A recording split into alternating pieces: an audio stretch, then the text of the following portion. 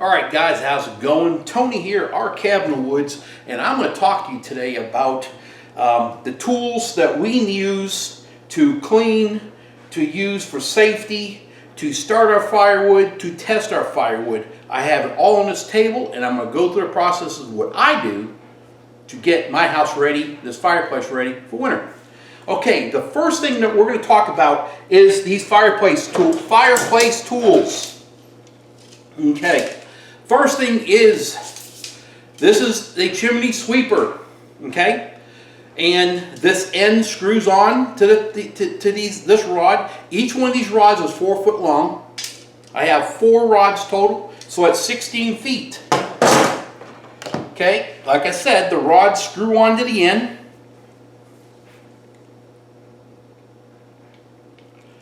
Just take it, turn it, and it screws on.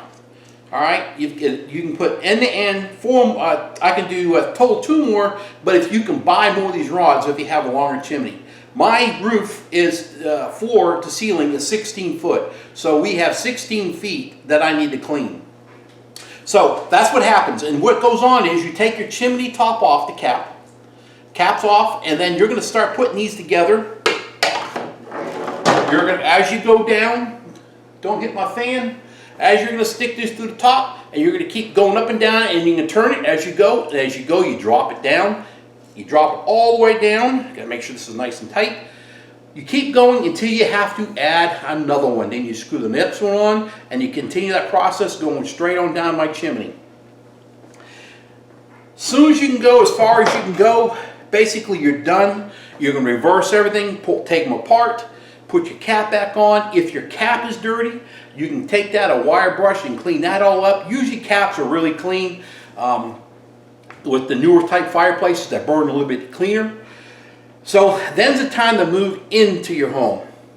Next thing you do would be on my fireplace, I have like a ceiling in my fireplace from the back all the way to the front, except for about that far between the ceiling and the front of my fireplace, and that's where the smoke goes up and goes up my chimney.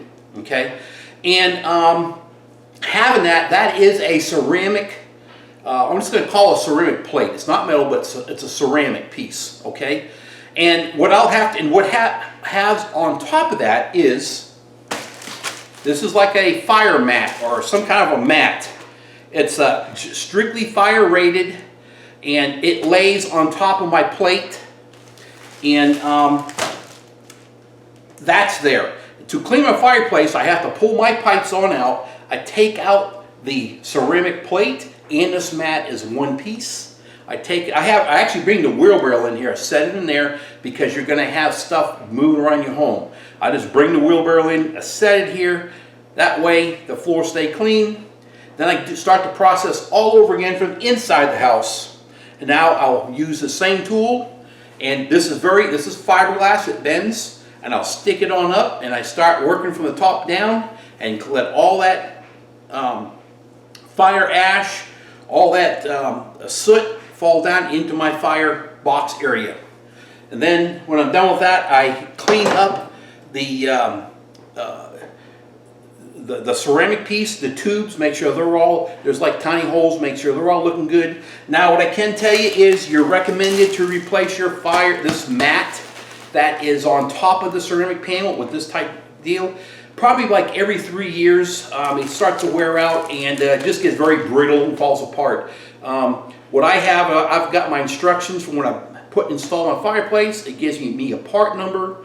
And last year we ordered up a new one, and when we get a new one, we actually got enough to do 2 mats. So my last one lasted 4 years, and I replaced it. So this year it'll still be good, and I imagine it'll be good for a few more years, but I already have one to replace it with. Next thing, safety. Think safety, safety, safety. My neighbor's house caught fire, fireplace problem.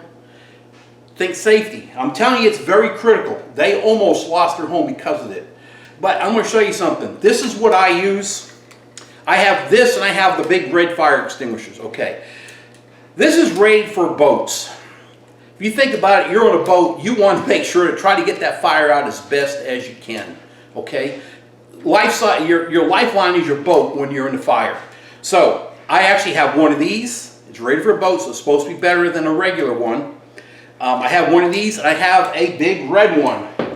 It's probably, I don't know what it is. It's probably stands 2 foot tall, about that big around. I have one of them. That's in my closet. This is where I keep this. Also is in the closet, probably 10 foot away. Second thing I have is a fire blanket. This is it here. I can tell you right now 100% works, because my neighbor had one of these. When their fireplace caught fire, they were trying to stop it. They tried to throw it in the fire to cover it, to put the fire out. But their problem is their fire started behind the fireplace in the wall. So this really didn't work. But what I can tell you is after the house, the living room and kitchen area burnt, I found this blanket in the fireplace, still there, and in one piece. Literally, I would have said you could probably fold it up and use it again. This survived.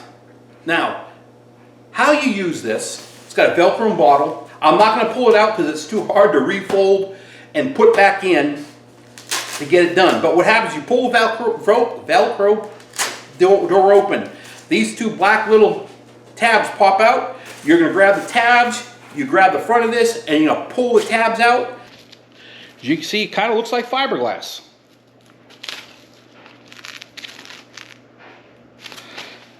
You're going to pull that out and you're going to lay that on top of your fire. Okay, now, that's not only good for just your fireplace, it's good for your stove. Grease fires, hot fire, anywhere in your home that catches fire, you know the worst thing to do to put on a stove fire is water, because it spreads it usually. Fire is usually there because of grease. Okay, you take this baby out and you just throw it on top of your stove. It'll kill the air, it puts the fire out, it keeps it in that one area, and that's it. I think we got this on Amazon probably 2 years ago after my neighbor's house burnt. They showed us it and we ordered it. I don't have the part number to it, but I'm going to do a close-up. You can see what you want to do, what size you want to get. There's several of them. This is what it looks like right here. I'll give you a close-up. And excellent. I have told everybody they need one of these. If you have a fireplace, you get it. Okay, so we've talked about cleaning the chimney. We've talked about the maintenance to keep things up, keep things clean. We talked about safety, which is a fire extinguisher, multiple ones, a fire blanket. Have that. Now the next thing I want to do is clean the windows on my fireplace. They get dirty. You'll never stop it. They get dirty. I have heard people say get a newspaper, wet it, dip your ashes in it, and rub it, and it'll come off. Yes, it does. A lot of work. It does. I've heard people say go ahead and use Windex and a razor blade. I've done that too, and that's a lot of work. But I found something 2 years ago, and I've done 2 videos on it. 2 years ago and last year, cleaning my fireplace, and I use Easy Off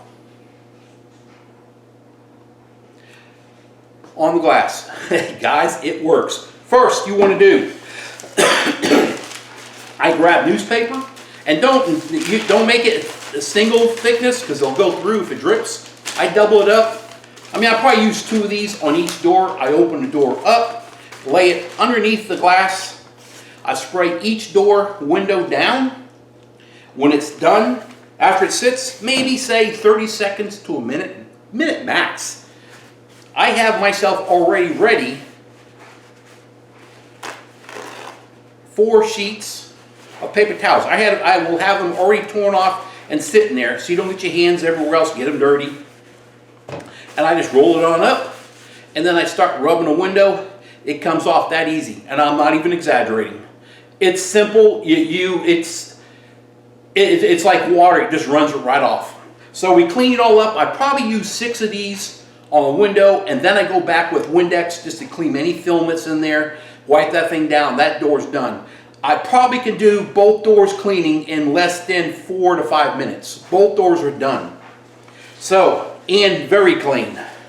No elbow grease. So, this is me. I use oven cleaner. Anybody can use whatever you want. I'm telling you, this is what I use. So you want oven cleaner with some newspaper under it. I'd get 2 sets of papers, one on each door. I will tell you now, do not spray both doors and then say, okay, while I'm waiting, while I'm doing the first one, waiting on the second one, because what will happen is they'll start actually dripping down on the paper, and if you don't have enough paper, then it gets down on your rock bottom, and then you could stain it, whatever may happen. So I would work with one door at a time, one small area, controlled, and you'll get your job done nicely. Okay, the next thing let's talk about is your firewood. Okay, I bought a moisture meter. Been a couple years ago. I've had this about 4 years. Okay, I will show you. Here is the model number. I think all I did was punch in. I seen this from another channel. I punched in that model number and it pulled this up. Okay, that slaps on top of here, protect you, because those are very, very sharp. Okay, next thing you want to do is you open this up, it gives you a sheet of paper, and it talks about what kind of firewood you're going to burn, and it gives you a letter. My letter is A for oak. So we're going to turn this on. If you look bottom left hand corner, if you can read it, it says A. So we're set for oak firewood already. Always go by what your manufacturers say for your dryness of your wood. I have firewood that I have split, that's been sitting. I have a firewood rack out to my garage. I have another firewood area that's undercover. I keep all this under. So this firewood here is about 1.5 years old, maybe a year, maybe almost 2 years old. Okay, we're going to use the firewood moisture tester. 9.5. Each one will be different. 10.4. Okay. The trick is to truly test your firewood, and what you're supposed to do to really test to make sure it's good is what they want you to do is to cut your firewood in half and then stab the end of the cut end, and that's how you're going to test to see what the moisture is on your firewood. So on average, I think, let me turn this off. On average, I believe they say the moisture content of either 18 or 20% or less is good to burn.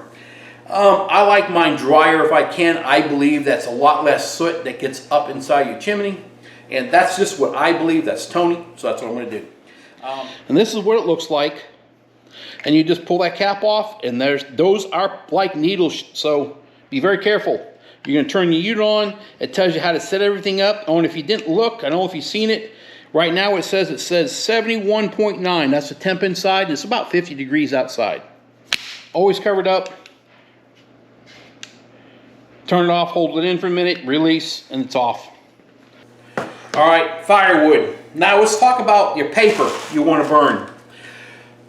A lot of people uses newspaper, and that's fine, and that's good. But do not use a newspaper that has all your sails, kind of like this. You can burn this, but the other one that has like a wax paper, do not use that to start your fire, okay? Don't do it. I'm fortunate that my neighbor next door, that his house caught fire, they packed everything, all his belongings in papers. He has a 55-gallon drum, and I got a 55-gallon drum of this paper. Very good paper to use. What you really want to do is put a really tight ball.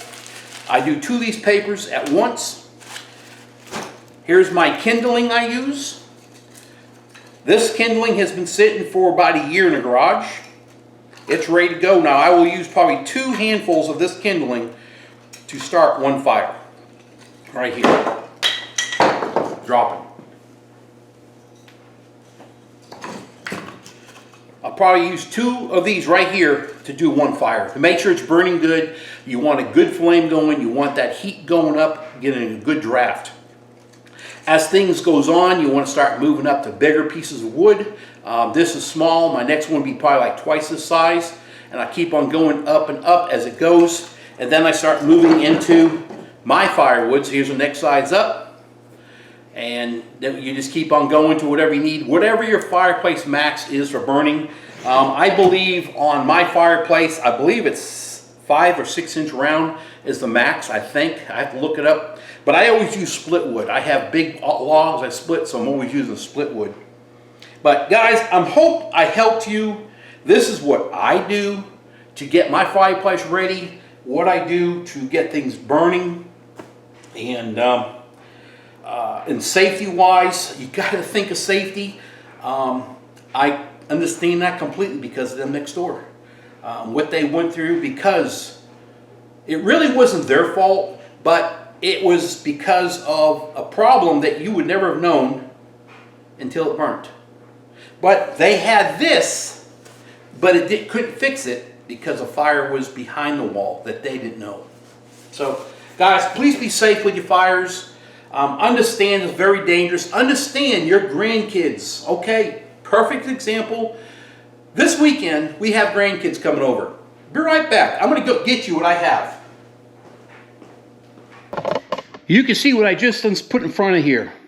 This is a safety feature, so if you have your grandkids over and you know how they like to touch things, and if that thing is burning and you want to protect them, very cheap to have one of these doors, and you just pick it up, move it out of the way to do your work, and your blower, your air pass through, no problem. You're getting fresh air through everything, no problem. Safety, safety, safety, and that brings you back to here. Let me show you. I had just looked, there's another fire extinguisher. The big one is around the corner back in there. So I have 3 fire extinguishers in this house for whatever I need it for. And a fire blanket.